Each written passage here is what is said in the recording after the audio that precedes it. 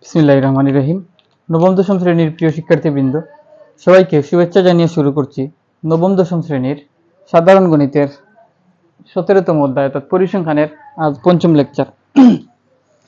আজকে গত লেকচারে আমি মদ্যক নিয়ে আলোচনা করেছিলাম, তো আজকেও মদ্যক নিয়ে আলোচনা করব। কি মদ্যক নিয়ে, অর্থাৎ মদ্যক নিয়ে। তো গতদিন আমরা দেখেছিলাম মদ্যক দুইভাবে নির্ণয় করা যায়। একটা হচ্ছে কি প্রাথমিক উপাত্ত থাকলে, আর একটা হচ্ছে শ্রেণীবদ্ধ উপাত্ত থাকলে। তো প্রাথমিক উপাত্ত থাকলে এটাকে আরো দুইভাবে নির্ণয় করা যায়। অর্থাৎ উপাত্ত সংখ্যা যদি জোড় হয় তাহলে এক ধরনের সূত্র, আবার বিজোড় হলে আরেক ধরনের সূত্র। আজকে আমরা ওই যে জোড় এবং বিজোড় সংখ্যার ক্ষেত্রে একটা অঙ্ক আছে। অর্থাৎ আমাদের বইয়ের উদাহরণ 11 নম্বর উদাহরণ এইভাবে একটা অঙ্ক দেওয়া আছে। তো এইভাবে সারণীতে দেওয়া আছে, কিন্তু শ্রেণী দেওয়া নাই। অর্থাৎ বলছে যে 60 জন শিক্ষার্থীর গণিতে প্রাপ্ত নম্বর গণসংখ্যা নিবেশন সারণী দেওয়া আছে, মদ্যক নির্ণয় করতে। অর্থাৎ 60 জন শিক্ষার্থীর গণিতে প্রাপ্ত নম্বর দেওয়া আছে। যেমন এই যে গণসংখ্যা, এটা হচ্ছে দুই দ্বারা বোঝাচ্ছে এই দুইজন 40 নম্বর পাইছে, প্রাপ্ত নম্বর 40 নম্বর পাইছে দুইজন, 45 নম্বর পাইছে 4 জন, 50 নম্বর পাইছে 4 জন, এবং 55 নম্বর পাইছে 3 জন, 60 নম্বর পাইছে 7 জন, 70 পাইছে 10 জন, 80 পাইছে 16 জন, 85 পাইছে 6 জন, 90 পাইছে 4 জন, 95 পাইছে 3 জন, এবং 100 পাইছে একজন, মাত্র একজন স্টুডেন্ট 100 পাইছে। এবং এই যে মার্ক ডিস্ট্রিবিউশন এখানে মধ্যক কত, মধ্যকটা কত, এটা বের করার জন্য আমরা দেখো এই যে 60, 65, 45, 40, 45, 50, 60 এই যে মার্কগুলা পাইছে কতজন স্টুডেন্ট পাইছে, উপাত্ত কয়জনের দেওয়া আছে, এটাই হচ্ছে আমাদের এন। উপাত্ত দেওয়া আছে কয়জনের, 60 জনের। তাহলে এখানে এন ইকুয়াল হবে কত, 60। এন ইকুয়াল 60 জন। এন এর মান কত, 60 জন। আর লিখলাম না যেহেতু মানুষ আছে এখানে, তাহলে এন এর মান হচ্ছে কত, 60। এন এর মান যদি 60 হয়, তো 60 জোড় সংখ্যা নাকি বিজোড় সংখ্যা, আমরা এই প্রাথমিক উপাত্তের থিওরি দিয়ে এই অঙ্কটা করব। কারণ শ্রেণীর কথা বলছিলাম, শ্রেণী যদি হইতো তাহলে বিষয়টা এরকম হইতো যে এই 50 থেকে 60 অথবা এবং 60 থেকে 70 এরকম থাকতো শ্রেণী থাকলে। তো এখানে শ্রেণী দেওয়া নাই, সরাসরি মার্কটা দেওয়া আছে, 40 পাইছে এতজন, 45 পাইছে এতজন, এটা দেওয়া আছে। তো এখন আমরা জোড় সংখ্যা উপাত্তের ক্ষেত্রে মধ্যক নির্ণয়ের যে সূত্র জানি, আমি এখানে নিচে লিখে থাকি। জোড় সংখ্যক উপাত্তের মধ্যমা, জোড় সংখ্যক উপাত্তের মধ্যক সমান একটা 2 লম্বা একটা ভগ্নাংশ চিহ্ন দেবো, একটা 2 নিচে লিখে দেবো, এবং এখন এখানে লিখবো n/2 তম পদ প্লাস, আবার এখানে লিখবো কি n/2, এখন যখন n/2 লিখবো তার সাথে আরো 1 যোগ করব, 2 তম পদ। তাহলে সহজভাবে লেখার প্রসেসটা কি, প্রথমে একটা ভগ্নাংশ চিহ্ন দিব, নিচে 2 লিখলাম, লেখার পর উপরে কি লিখবো n/2 তম পদ, আবার এখানেও লিখবো n/2 তম পদ। তো দুইটাই n/2 তম পদ তো হবে না, পরেরটাই কি করবো, +1 লিখে দিব, n/2 এর সাথে +1 তম পদ লিখে দেব। এটাই হচ্ছে আমাদের সেই সূত্র। তো এখন এইটা থেকে আমরা মধ্যক বের করতে চাই। তো মধ্যক বের করার জন্য যদি এইভাবে দেওয়া থাকে, তাহলে আমাদেরকে কি করতে হবে, ক্রমযোজিত গণসংখ্যা সারণী আরেকটা বের করতে হবে। তো আমরা এখন ক্রমযোজিত গণসংখ্যা সারণী বের করার জন্য আমরা প্রথমে এই টেবিলটাকে, এই টেবিলটা সারিতে আছে, আমরা এটাকে এই কলামে নিয়ে যাই। তাহলে কলামে যদি নিয়ে যাই, 1, 2, 3, 4, 5, 6, 7, 8, 9, 10, 11, 12টা কলাম হবে। আমি এখানে 12টা গড় হয় এমন ভাবে গড় তৈরি করি, 1টা 2টা 3টা 4টা 5টা 6টা 7টা 8টা 9টা 10টা 11টা হচ্ছে 12টা, অর্থাৎ মোট 12টা গড় হয়েছে এখানে। আমি এখানে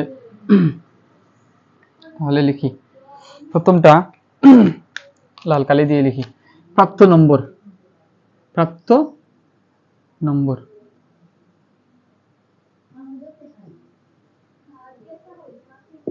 প্রাপ্ত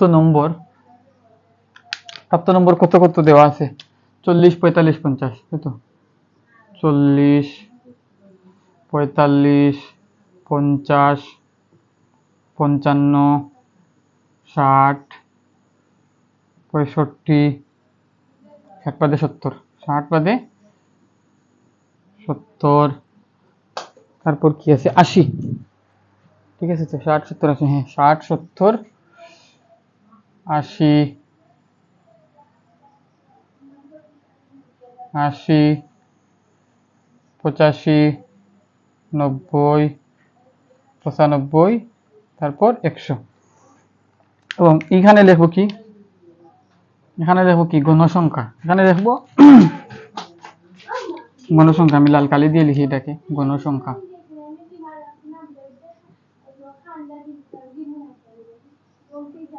গণসংখ্যা, তো গণসংখ্যাগুলা 2, 4, 4, 3 লিখি। আমি এটাকে নীল কালি দিয়ে লিখি গণসংখ্যাকে। 2, 4, 4, 3, 7, 10, 16, 6, 4, 3, 1 লিখলাম। এখন এই ক্রমযোজিত গণসংখ্যাটা লিখলাম।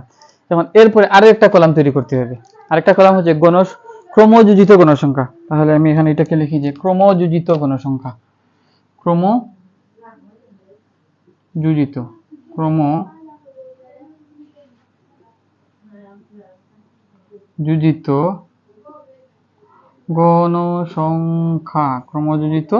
গণসংখ্যা। তাহলে এই হচ্ছে ক্রমযোজিত গণসংখ্যা সারণী কলাম। ক্রমযোজিত গণসংখ্যার জন্য এটাই হচ্ছে আমার কলাম। এখন ক্রমযোজিত গণসংখ্যা বলতে কি বুঝি আমরা? ক্রমযোজিত গণসংখ্যা হচ্ছে গণসংখ্যা সমূহকে ক্রমান্বয়ে যোগ করে যে কলাম পাই, এটাই হচ্ছে ক্রমযোজিত গণসংখ্যা। তাহলে গণসংখ্যাকে ক্রমান্বয়ে যোগ করে, তো প্রথমে এই 2 আছে, তাহলে লিখলাম প্রথমটা কি, প্রথম গণসংখ্যা যেটা আছে এটা এখানে লিখলাম 2। এরপরেরটা লিখবো, কিভাবে লিখবো? এই 2 এর সাথে এই যে 4 আছে, এই 4 এটাকে আমরা যোগ করব। তাহলে আমি দেখাই, এই 2 এর সাথে এই 4 যোগ করব। তাহলে এই 2 যোগ 4 সমান কত হলো? 6। এরপরেরটা লিখবো। পরেরটা লেখার ক্ষেত্রে কি করব? এই 6 এর সাথে এই ঘরের গণসংখ্যাকে যোগ করব। তাহলে আছে কত? 6। এই উপরের 6 যোগ এই শ্রেণীতে গণসংখ্যা কত আছে? 4। তাহলে 4 সমান সমান কত? 10। এবং এরপরেরটা লিখবো। এরপরেরটা লিখতে গেলে এই যে এইটার সাথে যোগ করব, এই 10 এর সাথে 10 যোগ করব এই শ্রেণীতে যে গণসংখ্যা আছে 3 সমান কত? 13। এরপরের ঘরেরটা লিখতে চাইলে এই 13 এর সাথে যোগ করব এই 7। তাহলে 7 যদি যোগ করি কত? 13 আর 7 যোগ করলে কত? 20। এখন এই পরের ঘরটা লেখার জন্য এই 20 এর সাথে যোগ করব এই শ্রেণীতে যে গণসংখ্যা আছে তা। তাহলে শ্রেণীতে গণসংখ্যা আছে 10, কত হলো? 30। এরপরেরটা লেখার জন্য এই 30 এর সাথে যোগ করব ওই শ্রেণীতে যে গণসংখ্যা আছে, কত আছে? 16 আছে।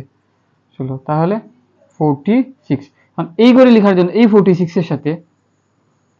এর সাথে যোগ করব এই ঘরের গণসংখ্যা। এই ঘরের গণসংখ্যা কত আছে? 6 সমান সমান 52। এই ঘরে ক্রমযোজিত গণসংখ্যা লেখার জন্য এই 52 এর সাথে 52 যোগ করব এই ঘরের গণসংখ্যা কত আছে? 4। তাহলে 4 সমান সমান কত? 56। তাহলে এরপরের ঘরের ক্রমযোজিত গণসংখ্যা লিখতে চাই, তাহলে 56 এর সাথে এই 56 এর সাথে যোগ করব এই ঘরের গণসংখ্যা কত আছে? 3 সমান সমান 59। এবং এই ঘরের ক্রমযোজিত গণসংখ্যা লেখার জন্য এই 59 এর সাথে যোগ করব এই ঘরের গণসংখ্যা কত? 1 সমান সমান কত? 60। তাহলে কত দাঁড়ালো? 60। এখন এই যে আমি লিখছি, এভাবে লেখা বইও মনে হয় এইভাবে লিখছি, বই এইভাবে লিখে নাই। তো ক্রমযোজিত গণসংখ্যা লেখার মেইন প্রসেসটা হচ্ছে কি, গণসংখ্যাকে ক্রমান্বয়ে যোগ করে যে কলাম তৈরি করা হয়, এটা হচ্ছে ক্রমযোজিত গণসংখ্যা। তো গণসংখ্যাকে ক্রমান্বয়ে কিভাবে যোগ করতে হয়? প্রথমে যেই গণসংখ্যা আছে সেই গণসংখ্যাটা এখানে বসবে। তারপর পরের ঘরের ক্রমযোজিত গণসংখ্যা লেখার জন্য পূর্বের ক্রমযোজিত গণসংখ্যার সাথে যেই ঘরের ক্রমযুক্ত গণসংখ্যা লিখতে চাই সেটা যোগ হবে। তাহলে এই 2 এর সাথে এই 4 যোগ হয়ে 6, এই 6 এর সাথে এই 4 যোগ হয়ে 10। এইভাবে আমরা সারণী তৈরি করছি। তো এখন অঙ্ক করার জন্য আমরা তো দেখলাম এইভাবে লিখতে হয়। তো আপাতত থাকুক, আমি শেষে না হয় এটা আমি লাল কালি দিয়ে এটাকে লিখে রাখি। এটা হচ্ছে কত, এটা 2, 6, 10, 13, 20, 30, 46, 52, 56, 59 এবং 60। এখন আমরা এই ক্রমযুক্ত গণসংখ্যা শেষে যা হবে, এই শেষেরটা সমান হবে এই মোট গণসংখ্যা সমান। শেষেরটা কি হবে, মোট গণসংখ্যা সমান হবে। আমরা কত পাইছিলাম, মানে n এর মান 60 পাইছিলাম। তাহলে এখানেও লিখতে পারি যে n = 60 লিখলাম। n এর মান কত, 60। আমরা ক্রমযুক্ত গণসংখ্যার শেষ ডিজিটটা আমরা 60ই পাবো। এখন অঙ্ক করার সময় আমরা কি করব, এই যে যোগ দেখাইছি এই যোগগুলো আমরা দেখাবো না, আর কি করবো, এই যোগগুলা দেখাবো না। তো আমি বুঝার সুবিধার্থে আমি এই পাশে করছি, কারণ কেউ যদি বুঝতে অসুবিধা হয় তো তার কি করবা, যে এইভাবে যোগ করে দেখাবা, দেখালে অসুবিধা নাই। তবে আমার কাছে মনে হয় না দেখানোটাই ভালো। আমি বুঝার সুবিধার্থে লিখছি, তো এখন মুছে দিলাম যে আমরা এইভাবে করি না, আমরা পারি। সেই হিসাবে কি করব, এই 2, প্রথমটা 2, তারপর 2 আর 4 কত, 6, এই 6 এর সাথে এটা যোগ করে 10, 10 এর সাথে এই যোগ করলে 13, এইভাবে লিখবো। লেখার পর এখন আমরা যেহেতু এই n কত, মোট গণসংখ্যা n কত, 60, 60 জোড় না বেজোড়, জোড়। তাই যেহেতু 60 জোড় সংখ্যা, তাই আমরা এখানে জোড় সংখ্যা উপাত্তের, কাঁচা উপাত্তের ক্ষেত্রে, প্রাথমিক উপাত্তের ক্ষেত্রে জোড় সংখ্যা উপাত্তের যে সূত্র মধ্যক নির্ণয়, সেই সূত্রটা ইউজ করব। তাহলে এই সূত্রটা আমরা ইউজ করব। আমরা এখানে লিখি n = 60 যা জোড় সংখ্যা, সুতরাং এখানে n = 60, এখানে n = 60 যা জোড় সংখ্যা, সুতরাং জোড় সংখ্যক উপাত্তের মধ্যক, ওটা এই সূত্রটা এখানে লিখব। জোড় সংখ্যক উপাত্তের মধ্যক আমি লিখি এখানে, জোড় সংখ্যক উপাত্তের মধ্যক সমান ভগ্নাংশ চিহ্ন, নিচে 2, তারপর এখানে কি n/2, এখানে প্লাস ব্র্যাকেট দিয়ে n/2 + 1, এখানে তম পদ, এখানেও তম পদ লিখলাম। এখন মানগুলা নিয়ে বসাই, নিচে 2, এই সূত্র এখন আর লাগছে না আমার। যেহেতু n এর মান কত, 60, n এর মান 60, তাহলে 60/2 তম পদ প্লাস এই n এর মান 60, নিচে আছে 2 লিখলাম, তম পদ লিখলাম, তারপর এই প্লাস আছে, এই প্লাস এখানে লিখলাম, তারপর ব্র্যাকেট দিলাম, n এর মান 60/2 + 1 তম পদ লিখলাম। লেখার পর এই এখন এই লাইনে আসি, নিচে আছে 2, 60/2, 60 কে 2 দ্বারা ভাগ করলে হয় কত, 30 তম পদ প্লাস এখানে 60 কে 2 দ্বারা ভাগ করলে হয় 30, তার সাথে যদি আরো 1 যোগ করি তাহলে হয় 31 তম পদ। এখন 31 তম পদ আর 30 তম পদ এই দুইটা তো পাইছি। 30 বা 31 এটা মধ্যক না, 30 তম পদ এবং 31 তম পদ এই দুইটার যোগফলকে 2 দ্বারা ভাগ করলে আমরা মধ্যক পাবো। এখন 30 তম পদ বলতে কোনটা, 30 তম পদ হচ্ছে, আমরা দেখবো এই যে ক্রমযোজিত গণসংখ্যা সারণী যে করছি, ক্রমযোজিত গণসংখ্যা সারণীর কত এর মধ্যে 30 খুঁজে পাওয়া যায়, কত এর মধ্যে 30 খুঁজে পাওয়া যায়। আমরা দেখি কত এর মধ্যে 30 খুঁজে পাওয়া যায়। প্রথমে কত আছে, 2 কি 30, 2 এর ভেতরে 30 কে খুঁজে পাওয়া যাবে না, তাহলে পরের ক্রমযোজিত গণসংখ্যা গেলাম 6 এর মধ্যে 30 কে খুঁজে পাওয়া যাবে না। এরপরের ক্রমযোজিত গণসংখ্যা গেলাম, কত আছে, 10 এর মধ্যে 30 পাওয়া যাবে না, তাহলে 10 এর মধ্যে 30 পাওয়া যাবে না, এই ক্রমযোজিত গণসংখ্যা আমাদের হলো না। এরপরেরটা যাই, কত আছে, 13 এর মধ্যে কি 30 পাওয়া যাবে, অর্থাৎ 13 এর মধ্যে কি 30 পাওয়া যাবে নাই, তাহলে এটাতেও পেলাম না। তাহলে এরপরের ক্রমযোজিত গণসংখ্যা যাই, এখানে আছে কত, 20 এর মধ্যে 30 পাওয়া যায় কিনা, 20 এর মধ্যে 30 পাওয়া যায় কিনা, 20 এর মধ্যে 30 পাওয়া যায় না, কারণ 20 থেকে 30 বড়। তো ক্রমযোজিত গণসংখ্যার পরেরটাই যাই, পরেরটায় কত আছে, 30, পরেরটায় কত আছে, 30, তাহলে 30 এর মধ্যে তো 30 খুঁজে পাওয়া যায়, এই যে 30 এর মধ্যে 30 খুঁজে পাওয়া যায়।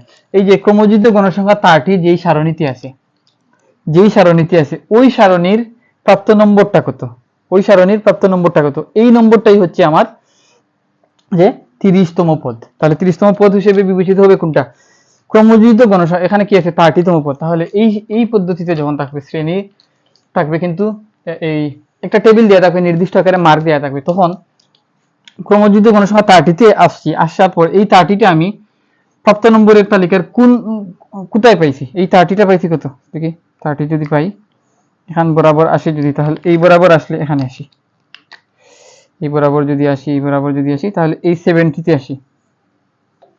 এই ক্রমযুদ্ধ গণসংখ্যা 30 কোন প্রাপ্ত নম্বরের বিপরীতে আছে? 70 এর বিপরীতে আছে, তাহলে 30তম পদ হবে 70, যেহেতু ক্রমযুদ্ধ গণসংখ্যা 30 এর বিপরীতে প্রাপ্ত নম্বর হচ্ছে 70, তাই এই 70টাই হবে কি আমার 30তম পদ। তাহলে 30তম পদ কত পাইছি, আমরা 70 পেয়ে গেছি, তাহলে লিখতে পারি 30তম পদের মান কত, 70। আমি এখানে লিখে নিচেই লিখি, 30তম পদের মান কত পাইছি, 70 পাইছি। তাহলে 30তম পদের মান পাইছি 70, এখন আর তম পদ আর লেখা লাগবে না, কারণ 30তম পদের মান আমরা পেয়ে গেছি, প্লাস নিচে 2টা লিখে দিলাম, এই প্লাস এখন 31তম পদ। 31 কোথায় পাই, এই যে 30 এর মধ্যে কি 31 পাওয়া যাবে, 30 এর মধ্যে 31 পাওয়া যাবে না, তাহলে এর পরের ক্রমযুদ্ধ গণসংখ্যায় যাই, কত আছে 46, 46 এর ভিতরে 31 আছে, 46 এর ভিতরে 31 আছে, অর্থাৎ 31তম, এখানে এই জিনিসটা বোঝাচ্ছে যে 30তম পদ বলতে বোঝাচ্ছে 30তম 30 নম্বরে যে স্টুডেন্ট আছে সেই স্টুডেন্টের প্রাপ্ত নাম্বারটা কত, 70। 31তম পদ বোঝাচ্ছে যে 31 নম্বরে যে, আমি যদি রুলের বিবেচনা করি তাহলে 31তম স্টুডেন্ট যে আছে সেই 31তম স্টুডেন্টের প্রাপ্ত নাম্বারটা কত, 80। তাহলে এই 80টাই আমার প্রয়োজন, যেহেতু প্রাপ্ত নম্বরের গড় নির্ণয় করতে চাই, তাই আমার এই মার্কটা প্রয়োজন। তাহলে 31তম পদ পাওয়া যাবে কোথায়, 31তম পদ পাওয়া যাবে এই 46 এর ভিতরে, কোথায় পাওয়া যাবে, এই 46 এর ভিতরে। তাহলে 46 আছে কোন প্রাপ্ত নম্বরের বিপরীতে, 46 আছে 80 প্রাপ্ত নম্বরের বিপরীতে, তাহলে আমার 31তম পদের মান কত, 31তম পদের মান হচ্ছে 80 বা 80। এখন 70 এবং 80 এই দুইটাকে যোগ করি, 70 এবং 80 কে যোগ করলে কত হয়, 70 এবং 80 কে যোগ করলে 150 হয়, 150 কে যদি 2 দ্বারা ভাগ করি তাহলে 75 হয়। তাহলে তার মানে হচ্ছে মধ্যক কত, আমার এই সারণীতে মধ্যক হচ্ছে 75, ঠিক আছে কিনা, হ্যাঁ মধ্যক হচ্ছে 75, এটাই হচ্ছে আমাদের কাঙ্ক্ষিত আনসার। তো ডিয়ার স্টুডেন্ট, তো মধ্যক কিভাবে নির্ণয় করতে, এই অঙ্কটা আমি করে দিলাম, দেখলাম যে বইয়ের মধ্যে মধ্যক নির্ণয়ের ক্ষেত্রে একটু মানে না এটা যে শ্রেণীবদ্ধ সারণীতে পড়ছে, আর না একেবারে প্রাথমিক উপাত্তে পড়ছে, তো এটা আসলে প্রাথমিক উপাত্তেই পড়ছে। তো প্রাথমিক উপাত্তে পড়লেও এটাকে একটু কৌশলে কি করছে যে 40 যেই নাম্বারটা 40 দুইবার লেখার কথা, এটা না লিখে বলছে কি 40 পাইছে দুইজন, 45 চারবার লেখার কথা, 45 45 45 45, এই চারবার 45 না লিখে কি করছে 45 পাইছে 4 জন, এই বিষয় এইভাবে লিখে দিছে। তো এখান থেকে আমরা শর্টকাট করে দিছে, তো এখন 60 জন না 60 জনের নাম্বার যদি এইভাবে দিয়ে দেয়, 60 জন স্টুডেন্টের নাম্বার যদি এইভাবে দিয়ে দেয়, তাহলে 60 জন স্টুডেন্টের নাম্বার প্রথমে কি করতে হবে, সিরিয়াল অনুযায়ী এই যে ঊর্ধ্বক্রম অনুসারে সাজাতে হবে অথবা নিম্নক্রম অনুসারে সাজাতে হবে। সাজানোর পর যেহেতু 60 জন, দেখতে হবে একেবারে মাঝামাঝি কোন দুইজনের মার্ক আছে, মাঝামাঝি মার্কটা কত, একেবারে মাঝামাঝি মার্ক কত, তাহলে এই মাঝামাঝি মার্কটা কত, এই দুইটা নিয়ে দুইটার যোগ করব, 2 দ্বারা ভাগ করব, অর্থাৎ এই দুইটার গড় হবে মধ্য। এইটা যদি আমরা এইভাবেও করি যে প্রতি 60 জনের নাম্বার যদি এইভাবে সিরিয়ালে দিয়ে দেওয়ার পর সাজাই, সুন্দর করে মার্ক অনুযায়ী সাজাই, সাজানোর পর যখন আমরা মধ্যক নির্ণয় করব তখন 75 আসবে, তখনও 75 আসবে। তখন আমরা পরবর্তী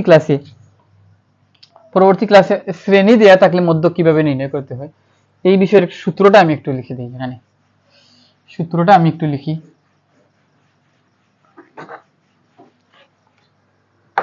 সূত্রটা হচ্ছে যে, আমি একটু সময় আছে একটু লিখি, সূত্রটা হচ্ছে এল প্লাস, আমি এখানে লিখি মধ্যক সমান L plus n/2 minus fc into h/fm, এটাই হচ্ছে আমাদের মধ্যক নির্ণয় সূত্র। যদি শ্রেণী দেওয়া থাকে তাহলে এখন এখানে এই এল দ্বারা কি বোঝায়, এখন এগুলা দ্বারা কোনটা দ্বারা কি বোঝায় এই বিষয়টা আমাদেরকে ভালো করে রপ্ত করতে হবে। এল দ্বারা বোঝায়, আমি নীলকালি দিয়ে লিখি, এল দ্বারা বোঝায় এখানে, আমি লিখি এখানে এখান থেকে লিখি, এখানে এল ইকুয়াল মধ্যক শ্রেণীর নিম্ন সীমা, এটা ভালো করে বুঝতে হবে। মধ্যক শ্রেণীর নিম্ন সীমা, এল দ্বারা বোঝায় কি মধ্যক শ্রেণীর নিম্ন সীমা, এবং এফসি দ্বারা বোঝায় কি, এফসি দ্বারা বোঝায় মধ্যক শ্রেণীর পূর্ববর্তী শ্রেণীর, আমি লিখি এখানে মধ্যক শ্রেণীর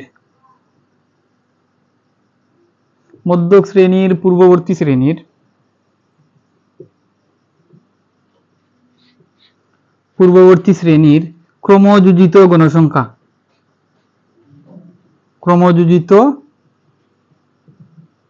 গণসংখ্যা, তাহলে এফসি দ্বারা বোঝাচ্ছে মধ্যক শ্রেণীর পূর্ববর্তী শ্রেণীর ক্রমযোজিত গণসংখ্যা। তাহলে বুঝলাম, তাহলে এল দ্বারা কি বুঝলাম, এফসি দ্বারা কি বুঝলাম, এইচ হচ্ছে শ্রেণী ব্যবধান এবং এইচ হচ্ছে শ্রেণী, আচ্ছা এইচটা পরে লিখি, এই এফ এমটা লিখি, এফ এম হচ্ছে মধ্যক শ্রেণীর গণসংখ্যা, এইচ হচ্ছে শ্রেণী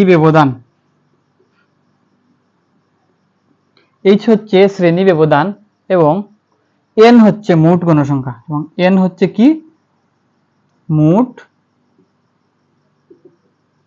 গণসংখ্যা।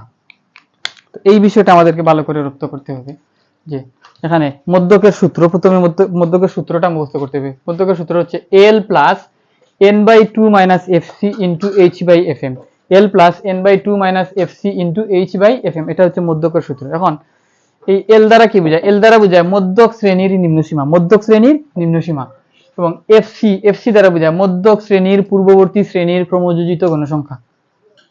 এফসি দ্বারা কি বোঝায়, মধ্যক শ্রেণীর পূর্ববর্তী শ্রেণীর ক্রমযোজিত গণসংখ্যা। তো ক্রমযোজিত গণসংখ্যা কিভাবে নির্ণয় করতে হয় আমরা দেখছি আজকেই।